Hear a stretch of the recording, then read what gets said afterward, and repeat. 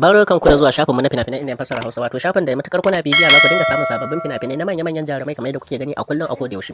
Ina ma abuta kallon fina-finai inda fassara Hausa, ga wanda yake da sha'awar kallon fina-finai inda fassara Hausa sababbi wanda ake yayi masu matukar kyau masu zafi daga fina-finan indiyan fassara Hausa da su American fassara, kowane kalar bidiyo na kuma kowane star kake da bukata kuma kowane kamfani na fassara muna tare da shi. Duk wanda yake da bukata ga lambar waya nan kamar yadda aka saba a duk fadin duniya akwai a ina kake kai tsaye ka dauki wannan lambar waya domin yi mana magana kace kana da sha'awar kallon fina-finan indiyan fassara Hausa a tura ma fina-finai. Dan haka duk wanda yake da sha'awar kallon fina-finai kada ya manta ga lambar waya nan dai a cikin wannan bidiyo, ita kadai ce ba ta kawo ka gare mu domin ka rika samun sababbin fina-finai da zarar sun fito da dumudumin su. Muna da VIP group tsarin da muke tattara wasu fina-finai a cikin sa. Tsari ne mai matukar kyau da zai taimaka muku wajen samun sababbin fina-finai. Wannan kawai ga abota kallon fina-finai ne. Idan kana da sha'awar shiga sai ka zo a gaya ma abin da ake biya domin kai ma a saka ka a wannan tsarin. Tsari ne mai matukar kyau kwarai da gaske da muka tare da mu abota kallon fina-finai indiyan fassara Hausa. Kun dai ga yadda muke da manya-manyan zaratan fina-finai waɗannan gabaki ɗaya a yanzu muna da su. Idan ka ga wanda ya burge ka ko kuma duka kake so kai tsaye sai ka dauki lambar wayar mu domin yi mana magana domin ka samu zaratan fina-finan ka akan lokaci. Mun gode da ba mu aran lokacin ku, kada ku manta da subscribing wannan channel tamu sai mun ƙara da malmalewa da ku a zafafan fina-finai masu fitowa.